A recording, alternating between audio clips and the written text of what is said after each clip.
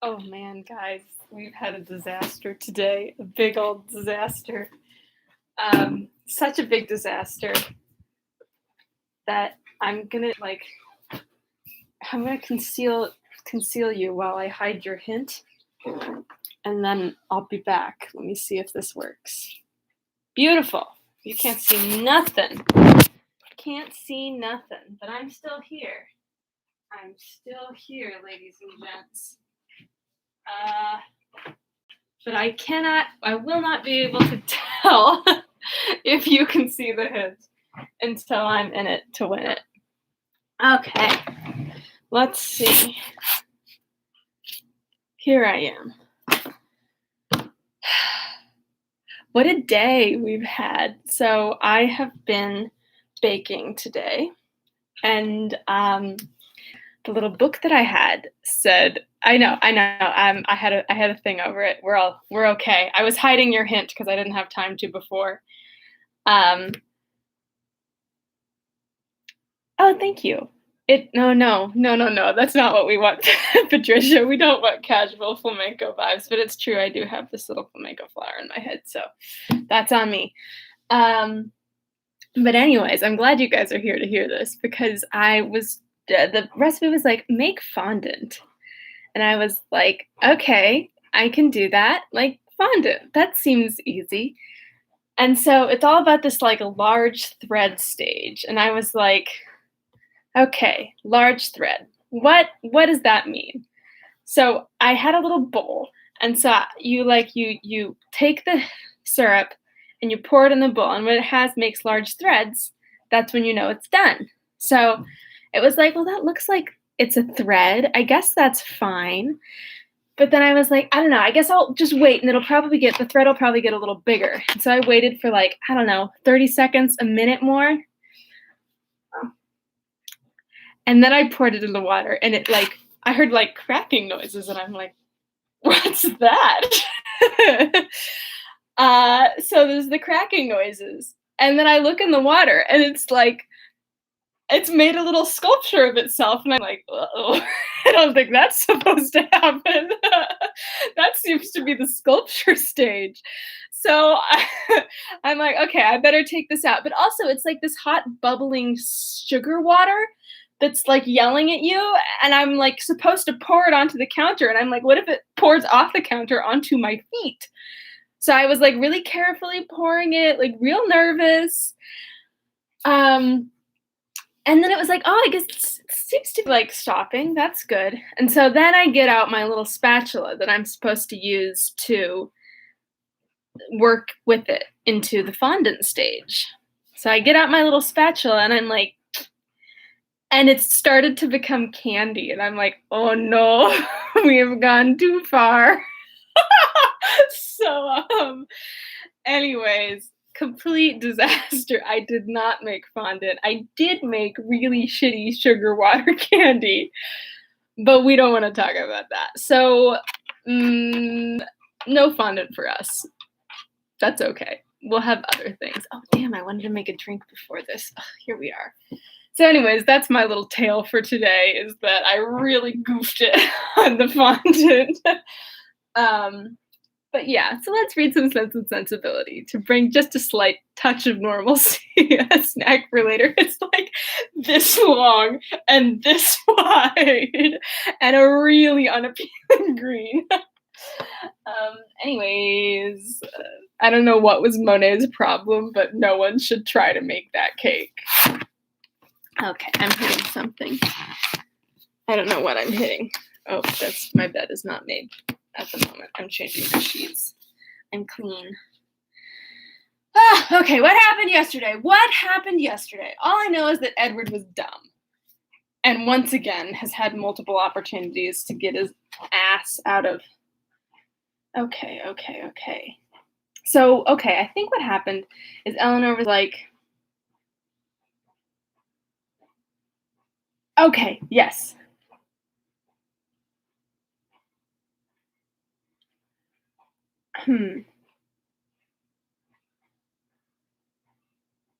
Okay, so Mrs. Jennings thinks that she thinks that Colonel Brandon and Eleanor have become engaged.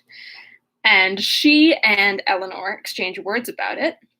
And Eleanor thinks she knows that Colonel Brandon is going to give Edward the ordnance or the parsonage or whatever of his area. Colonel Brandon thinks that, that's what Eleanor thinks. Mrs. Jennings thinks that Eleanor and Colonel Brandon are going to get married, and they somehow manage to have a full conversation where both of them think their own thoughts and do not confirm with each other. And then Eleanor's like, okay, I got to write this letter to Edward and tell him that Colonel Brandon has offered him this parsonage, but in a way that he doesn't know anything, but he doesn't not know anything, so I can't say too much and I can't say too little. And then Edward walks in and she's like, fuck.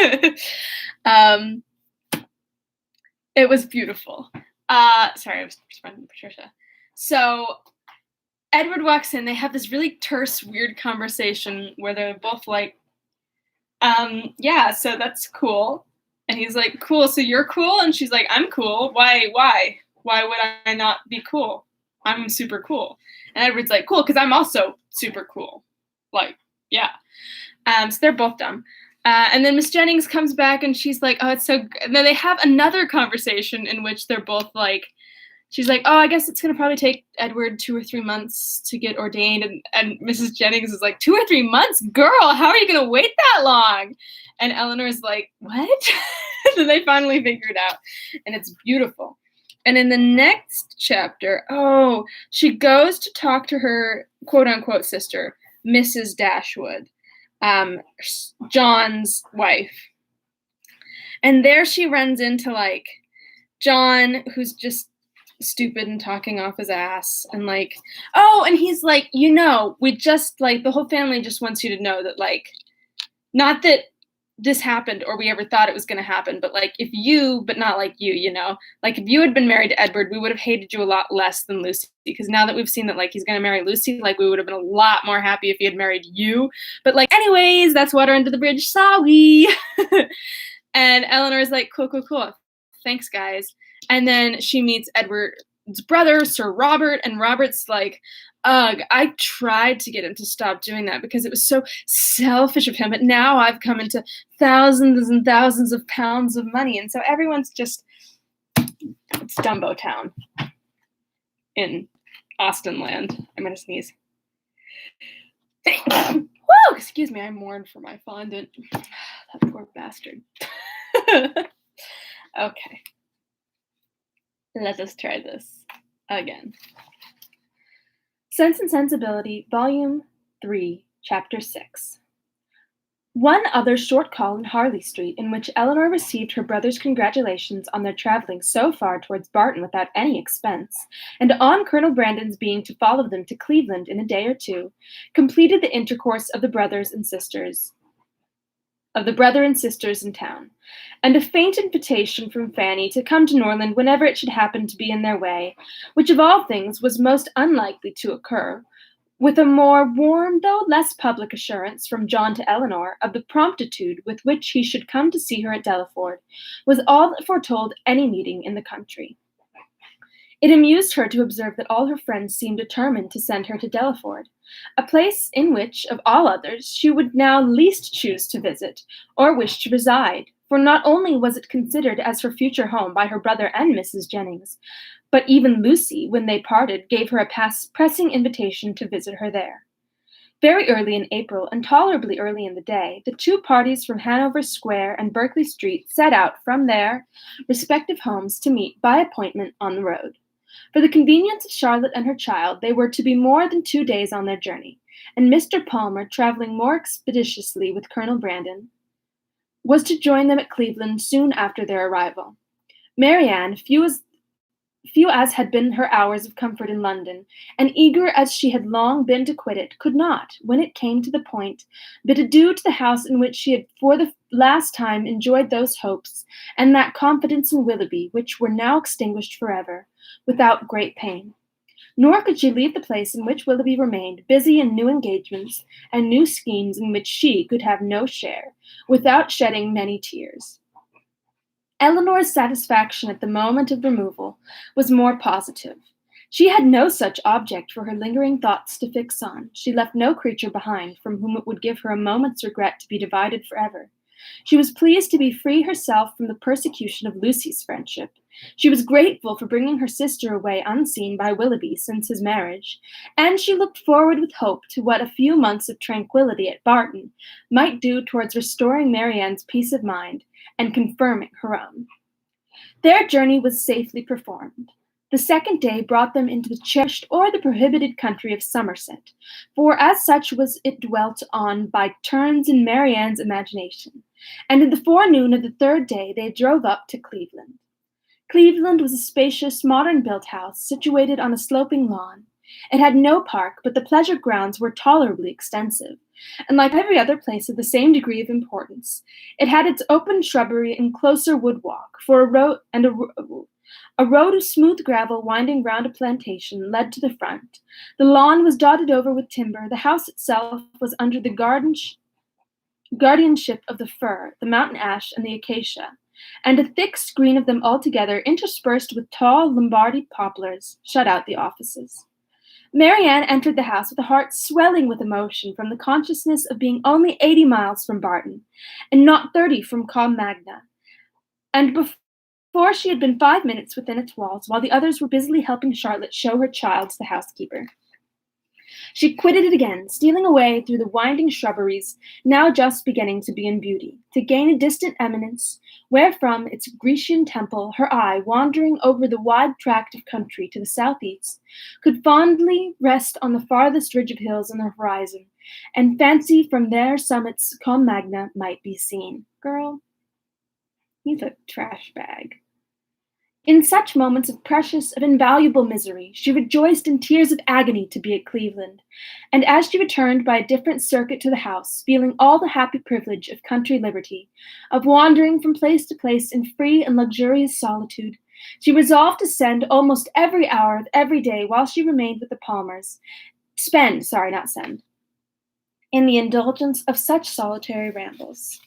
She returned just in time to join the others as they quitted the house, on an excursion through its more immediate premises, and the rest of the morning was easily whiled away in lounging round the kitchen garden, examining the bloom upon its walls, and listening to the gardener's lamentations upon lights, in dawdling through the greenhouse, where the loss of her favorite plants, unwarily exposed and nipped by the lingering frost, raised the laughter of Charlotte, and in visiting her poultry yard, where, in the disappointed hopes of her dairymaid, by hens forsaking their nests, or being stolen by a fox, or in the rapid decease of a promising young brood, she found fresh sources of merriment.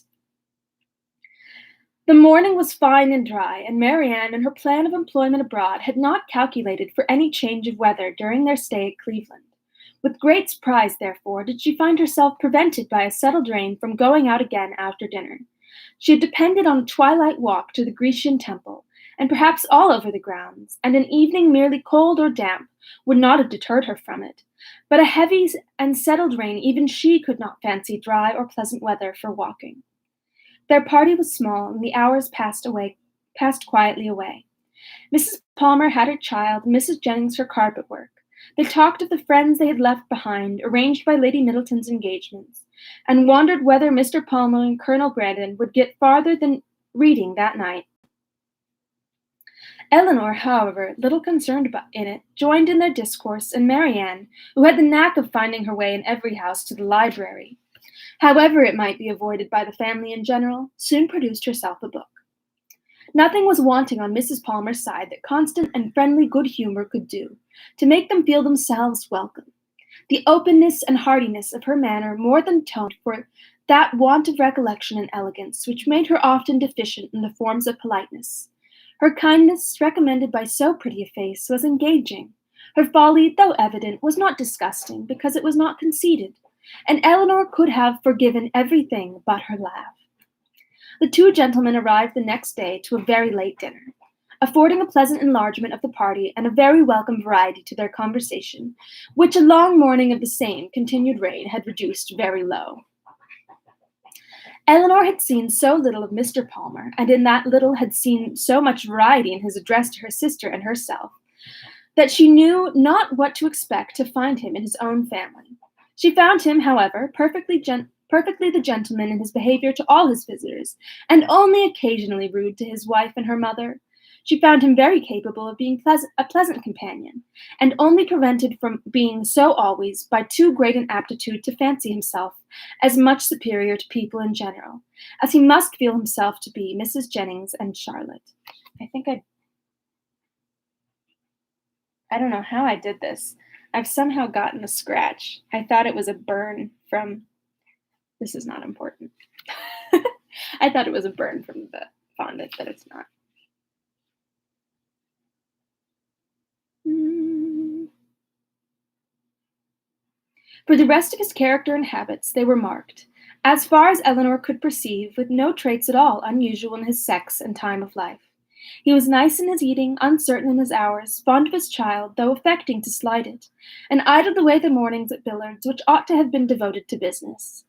She liked him, however, upon the whole much better than she had expected, and in her heart was not sorry that she could like him no more, not sorry to be driven by the observation of his epicureanism, his selfishness, and his conceit, to rest with complacency on the remembrance of Edward's generous temper, simple taste, and different feelings. Of Edward, or at least of some of his concerns, she now received intelligence from Colonel Brandon, who had been into Dorsetshire lately, and who, treating her at once as the disinterested friend of Mr. Ferris, and the kind of confidant of himself, talked to her a great deal of the parsonage at Delaford, described its deficiencies, and told her what he meant to do himself towards removing them. His behavior to her in this, as well as in every other particular, his open pleasure in meeting her after an absence of only 10 days, his readiness to converse with her, and his deference for her opinion, might very well justify Mrs. Jennings' persuasion of his attachment, and would have been enough, perhaps, had not Eleanor still, as from the first, believed Marianne his real favorite, to make her suspect it herself. I want a Colonel Brandon. But as it was, such a notion had scarcely ever entered her head, except by Mrs. Jennings' suggestion, and she could not help believing herself the nicest observer of the two. She watched his eyes while Mrs. Jennings thought only of his behavior, and while his looks of anxious solicitude on Marianne's feeling, in her head and throat the beginning of a heavy cold, because unexpressed by words, entirely escaped the latter lady's observation. She could discover in them the quick feelings and needless alarm of a lover. 2 delightful twilight walks on the 3rd and 4th evenings of her being there, not merely on the dry gravel of the shrubbery, but all over the grounds, and especially in the most distant parts of them, where there was something more of wildness than in the rest, where the trees were the oldest and the grass was the longest and wettest, had, assisted by the still greater imprudence of sitting in her wet shoes and stockings, given Marianne a cold so violent as though for a day or two trifled with or denied, would force itself by increasing ailments on the concern of everybody and the notice of herself. Prescriptions poured in from all quarters, and, as usual, were all declined. Though heavy and feverish, with a pain in her limbs and a cough and a sore throat, a good night's rest was to cure her entirely. And it was with difficulty that Eleanor prevailed on her, when she went to bed, to try 1 or 2 of the simplest remedies. There is no period at the end of that sentence, so it just goes on forever. That was a really pretty chapter. I really enjoyed reading that. I felt pretty. the words made me feel pretty, if that makes any sense whatsoever.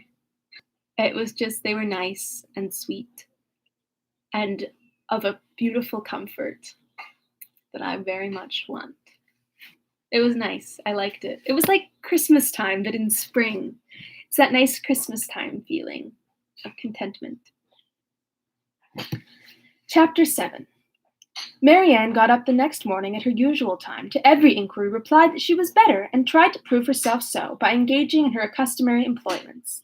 But a day spent in sitting shivering over the fire with a book in her hand, which she was unable to read, or in lying weary and languid on a sofa, did not speak much in favor of her amendment. And when at last she went early to bed, more and more indisposed, Colonel Brandon was only astonished at her sister's composure, who, though attending and nursing her the whole day against Marianne's inclination, and forcing proper medicines on her at night, trusted, like Marianne, to the certainty efficacy of sleep, and felt no real alarm. A very restless and feverish night, however, disappointed the expectation of both, and when Marianne, after persisting in rising, confessed herself unable to sit up, and returned voluntarily to her bed, Eleanor was very ready to adopt Mrs. Jennings' advice of sending for the Palmers' apothecary. He came, examined his patient, and though encouraging Miss Dashwood to expect that a very few days would restore her sister to health, yet by pronouncing her disorder to have a putrid tendency, and allowing the word infection to pass his lips, gave instant alarm to Mrs. Palmer on her baby's account. Mrs. Jennings, who had been inclined from the first to think Marianne's complaint more serious than Eleanor, now looked very grave on Mr. Harris's report, and confirming Charlotte's fears and caution, urged the necessity of her immediate removal with her infant. And Mr. Palmer, though treating their apprehensions as idle, found the anxiety and importunity of his wife too great to be withstood. Her departure, therefore, was fixed on, and within an hour after Mr. Harris's arrival, she set off, with her little boy and his nurse, for the house of a near relation of Mr. Palmer's, who lived a few miles on the other side of Bath, whither her husband promised, at her earnest entreaty, to join her in a day or two, and whither she was almost equally urgent with her mother to accompany her.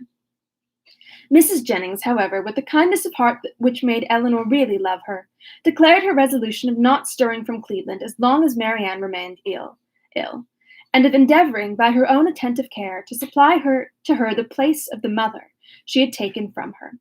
And Eleanor found her on every occasion a most willing and active helpmate, desirous to share in all her fatigues, and often by her better experience in nursing, of material use. Poor Marianne, languid and low from the nature of her malady, and feeling herself universally ill, could no longer hope that tomorrow would find her recovered, and the idea of what tomorrow would have produced, but for this unlucky illness, made every ailment more severe, for on that day they were to have begun their journey home, and attended the whole way by a servant of Mrs. Jennings, were to have taken their mother by surprise on the following forenoon. The little that she said was all in lamentation of this inevitable delay, though Eleanor tried to raise her spirits and make her believe, as she then really believed herself, that it would be a very short one. The next day produced little or no alteration in the state of the patient. She certainly was not better, and except that there was no amendment, did not appear worse. Their party was now farther reduced, for Mr. Palmer, though very unwilling to go, as well from real humanity and good nature as from a dislike of appearing to be frightened away by his wife, was persuaded at last by Colonel Brandon to perform his promise of following her. And while he was preparing to go, Colonel Brandon himself, with a much greater exertion, began to talk of going likewise. Here, however, the kindness of Mrs. Jennings interposed most acceptably. For to send the colonel away while his love was in so much uneasiness on her sister's account would be to deprive them both, she thought, of every comfort, and therefore, telling him at once that his stay at Cleveland was necessary to herself, that she should want him to play at piquet of an evening while Miss Dashwood was above with her sister, etc., she urged him so strongly to remain that he, who was gratifying the first wish of his own heart by compliance, could not long even affect to demur, especially as Mrs. Jennings' entreaty was warmly seconded by Mr. Palmer, who seemed to feel a relief himself in leaving behind him a person so well able to assist or advise Miss Dashwood in any emergency. Marianne was, of course, kept in ignorance of all these arrangements. She knew not that she had been the means of sending the owners of Cleveland away, in about 7 days from the time of their arrival. It gave her no surprise that she saw nothing of Mrs. Palmer, and as it gave her likewise no concern, she never mentioned her name. 2 days passed away from the time of Mr. Palmer's departure, and her situation continued, with little variation, the same. Mr. Harris, who attended her every day, still talked boldly of a speedy recovery, and Miss Dashwood was equally sanguine. But the expectation of the others was by no means so cheerful. Mrs. Jennings had determined very early in the seizure that Marianne would never get over it, and Colonel Brandon, who was chiefly of use in listening to Mrs. Jennings' forebodings, was not in a state of mind to resist their influence, he had tried to reason himself out of fears, which the different judgment of the apothecary seemed to render absurd, but the many hours of each day in which he was left entirely alone were but too favorable for the admission of every melancholy idea, and he could not expel from his mind the persuasion that he should see Marianne no more. On the morning of the 3rd day, however, the gloomy anticipations of both were almost done away, for when Mr. Harris arrived, he declared his patient materially better, um, Her pulse was much stronger, and every symptom more favorable than on the preceding visit. Eleanor, confirmed in every pleasant hope, was all cheerfulness, rejoicing that in her letters to her mother she had pursued her own judgment rather than her friends, in making very light of the indisposition which delayed them at Cleveland, and almost fixing on the time when Marianne would be able to travel. But the day did not close so auspiciously as it began. Towards the evening, Marianne became ill again, growing more heavy, restless, and uncomfortable than before. Her sister, however, still sanguine, was willing to attribute the change to nothing more than the fatigue of having sat up to have her bed made, and carefully administering the cordials prescribed, saw her with satisfaction sink at last into a slumber from which she expected the most beneficial effects. Her sleep, though not quite as Eleanor wished to see it, lasted a considerable time, and anxious to observe the results of it herself, she resolved to sit with her during the whole of it. Mrs. Jennings, knowing nothing of any change in the patient, went unusually early to bed. Her maid, who was one of the principal nurses, was recreating herself in the housekeeper's room, and Eleanor remained alone with Marianne. The repose of the latter became more and more disturbed, and her sister, who watched with an unremitting attention to her continual change of posture, and heard the frequent but inarticulate sounds of complaint which passed her lips, was almost wishing to rouse her from so painful a slumber, when Marianne, suddenly awakened by some accidental noise in the house, started hastily up, and with feverish wildness cried out, "Is mamma coming?" "Not yet," replied the other, concealing her terror, and assisting Marianne to lie down again. "But she will be here, I hope, before it is long. It is a great way, you know, from hence to Barton." "But she must not go round by London," cried Marianne in the same hurried manner. "I shall never see her if she goes by London." Eleanor perceived with alarm that she was not quite herself, and while attempting to soothe her, eagerly felt her pulse. It was lower and quicker than ever, and Marianne, still talking wildly of mamma, her alarm increased so rapidly as to determine her on sending instantly for Mr. Harris, and dispatching a messenger to Barton for her mother. Oh boy. To consult with Colonel Brandon on the best means of effecting the latter was a thought which immediately followed the resolution of its performance, and as soon as she had rung up the maid to take her place by her sister, hastened down to the drawing-room, where she knew he was generally to be found at a much later hour than the present. It was no time for hesitation. Her fears and her difficulties were immediately before them. My heart is beating. Her fears he had no courage, no confidence to attempt the removal of. He listened to them in silent despondence, but her difficulties were instantly obviated. For with a readiness that seemed to speak the occasion and the service prearranged in his mind, he offered himself as the messenger who should fetch Mrs. Dashwood. Eleanor made no resistance that was not easily overcome. She thanked him with brief though fervent gratitude, and while he went to hurry off his servant with a message to Mr. Harris and an order for post horses directly, she wrote a few lines to her mother. The comfort of such a friend at that moment as Colonel Brandon, of such a companion for her mother, how grateful was it felt! A companion whose judgment would guide, whose attendance must relieve, and whose friendship might soothe her. As far as the shock of a summons could be lessened to her, his presence, his manners, his assistance would lessen it. He, meanwhile, whatever he might feel, acted with all the firmness of a collected mind, and made every necessary arrangement with the utmost dispatch, and calculated with exactness the time in which she might look for his return. Not a moment was lost in delay of any kind. The horses arrived even before they were expected, and Colonel Brandon, only pressing her hand with a look of solemnity and a few words spoken too low to reach her ear, hurried into the carriage. It was then about 12 o'clock, and she returned to her sister's apartment to wait for the arrival of the apothecary, and to watch by her the rest of the night. It was a night of almost equal suffering to both. Hour after hour passed away in sleepless pain and delirium on Marianne's side, and in the most cruel anxiety on Eleanor's, before Mr. Harris appeared, Buddy. Her apprehensions once raised, paid by their excess for all her former security, and the servant who sat up with her, for she would not allow Mrs. Jennings to be called, only tortured her more, by hints of what her mistress had always thought.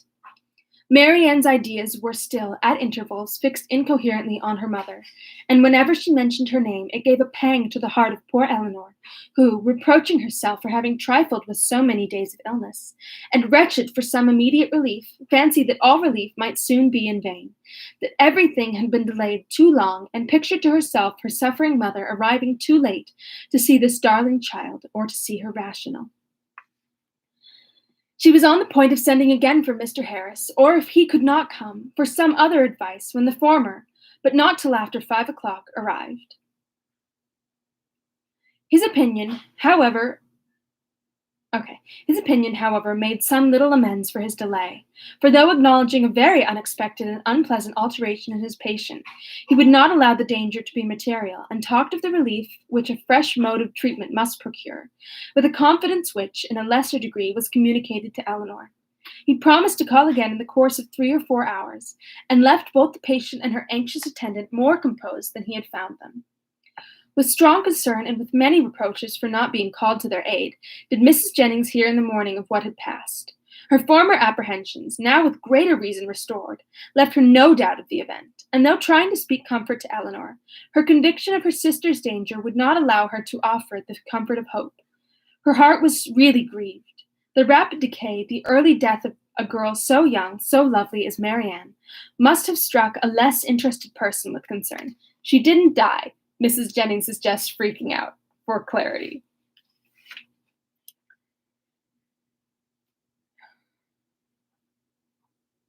On Mrs. Jennings' compassion, she had other claims. She had been for 3 months her companion, was still under her care, and she was known to have been greatly injured and long unhappy. The distress of her sister, too, particularly a favorite, was before her. And as for their mother, when Mrs. Jennings considered that Marianne might probably be to her what Charlotte was to herself, her sympathy in her suffering was very sincere. I don't know, Patricia, I'm a little nervous. Mr. Harris was punctual in his second visit, but he came to be disappointed in his hopes of what the last would produce. His medicines had failed, the fever was unabated, and Marianne, only more quiet, not more herself, remained in a heavy stupor. Eleanor, catching all, and more than all, his fears in a moment, proposed to call in farther advice.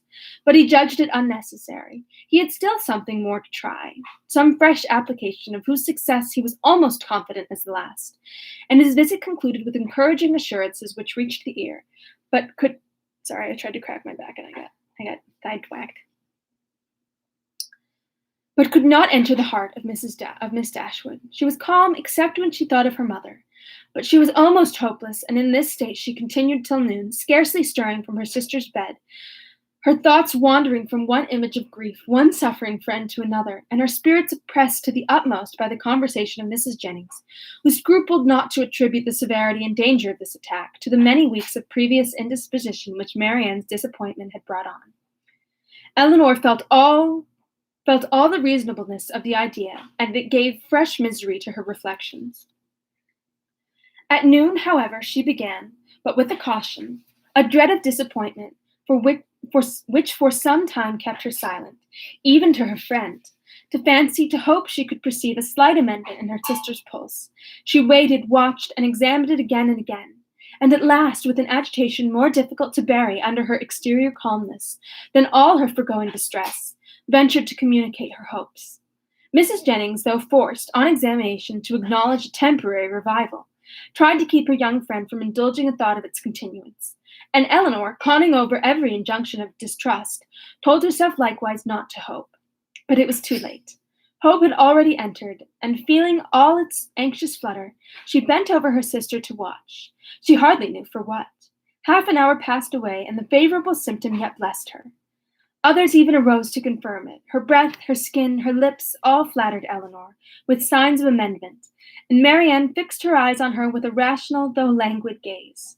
Anxiety and hope now oppressed her in equal degrees, and left her no moment of tranquillity till the arrival of Mr. Harris, at 4, suspended by his hastily advancing, and saying in a voice rather of command than supplication, "Miss Dashwood, for half an hour, for 10 minutes, I entreat you to stay."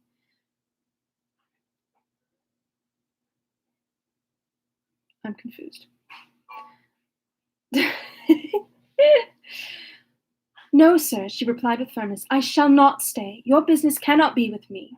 The servants, I suppose, forgot to tell you that Mr. Palmer was not in the house. Had they told me, he cried with vehemence, that Mr. Palmer and all his relations were at the devil, it would not have turned me from the door. My business is with you, and only you. With me? In the utmost amazement. Well, sir, be quick, and, if you can, less violent.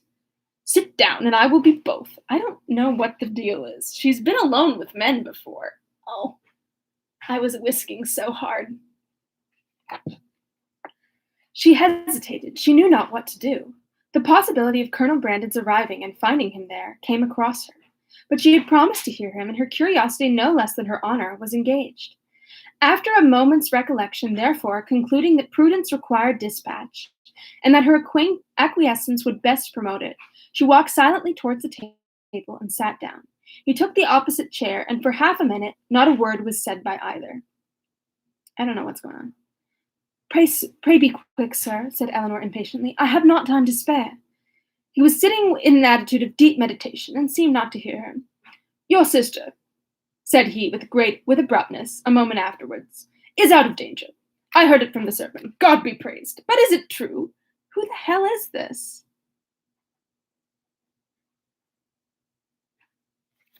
Is this Mr. Harris? Oh my God! Oh my God, it's Willoughby! Did I skip a page? I think I skipped a page. Oh my God. Oh, I'm so sorry, everybody. I skipped a page. Oh man. Oh, what a rank horrid thing. Oh, dude. I went four suspended. Oh, goddamn. Okay. Tranquility till the arrival of Mr. Harris at 4 o'clock, when his assurances, his felicitations on a recovery in her sister, even surpassing his expectation, gave her confidence, comfort, and tears of joy. Marianne, I'm so sorry. Marianne was in every respect materially better, and he declared her entirely out of danger. Mrs. Jennings, perhaps satisfied with the partial justification of her forebodings, which had been found in their late alarm, allowed herself to trust in his judgment, and admitted with unfeigned joy, as soon with unequivocal cheerfulness, the probability of an entire recovery. Eleanor could not be cheerful. Her joy was of a different kind, and led to anything rather than to gaiety. Marianne, restored to life, for health, friends, and to her doting mother, was an idea to fill her heart with sensations of exquisite comfort, and expanded it in fervent gratitude. But it led to no outward demonstrations of joy, no words, no smiles. All within Eleanor's breast was satisfaction, silent and strong. She continued by the side of her mother with little intermission the whole afternoon, calming every fear. So now her mom's back? Damn. Calming every fear, satisfying every inquiry of her enfeebled, one more time for the people in the back, enfeebled spirit, supplying every succor, and watching almost every look and every breath. The possibility of a relapse would, of course, in some moments occur to remind her of what anxiety was. But when she saw, on her frequent and minute examination, that every symptom of recovery continued, and saw Marianne at 6 o'clock sink into a quiet, steady, and to all appearances comfortable sleep, she silenced every doubt. The time was now drawing on when Colonel Brandon might be expected back. At 10 o'clock, she trusted, or at least not much later, her mother would be relieved from the dreadful suspense in which she must now be traveling towards them. The colonel, too, perhaps scarcely less an object of pity. Oh, how slow was the progress of time which yet kept them in ignorance. At 7 o'clock, leaving Marianne still sweetly asleep, she joined Mrs. Jennings in the drawing-room to tea. Of breakfast she had been kept by her fears, and of dinner by their sudden reverse, from eating much. And the present refreshment, therefore, with such feelings of contentment as she brought to it, was particularly welcome. Mrs. Jennings would have persuaded her at its conclusion to take some rest before her mother's arrival, and to allow her to take her place by Marianne. But Eleanor had no sense of fatigue, no capability of sleep at that moment about her, and she was not to be kept away from her sister an unnecessary instant. Mrs. Jennings, therefore, attending her upstairs into the sick chamber to satisfy herself that all continued right, left her there again to her charge and her thoughts, and retired to her own room to write letters and sleep.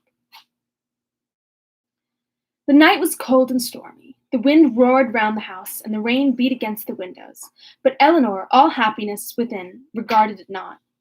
Marianne slept through every blast, and the travellers, they had a rich reward in store for every present inconvenience.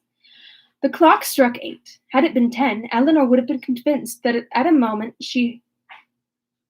The clock struck 8. Had it been 10, Eleanor would have been convinced that at that moment she heard a carriage driving up to the house, and so strong was the persuasion that she did, in spite of the almost impossibility of their being already come, that she moved into the adjoining dressing closet and opened a window shutter to be satisfied of the truth.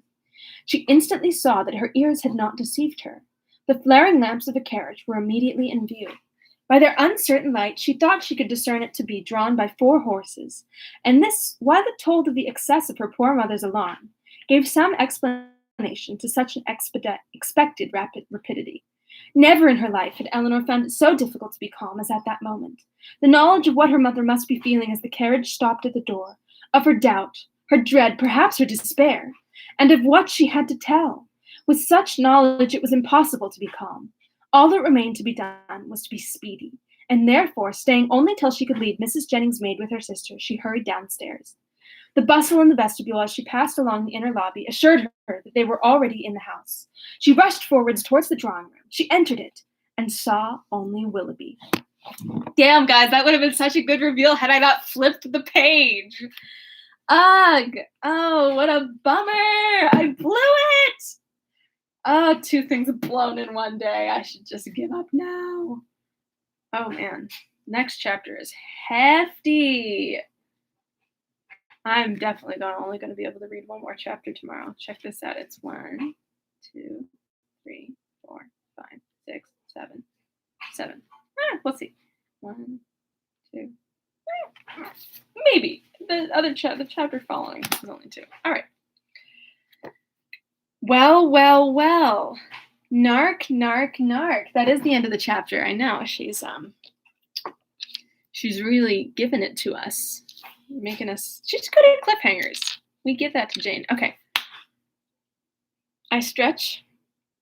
Your clue was perched on that book right there. That's a pair of sunglasses. That's your clue. That's your clue for today. All right. I will see you later. I am going to go finish trying to bake this cake, which hates me. And I feel the same at this point with the cake. I feel the same. So watch for that.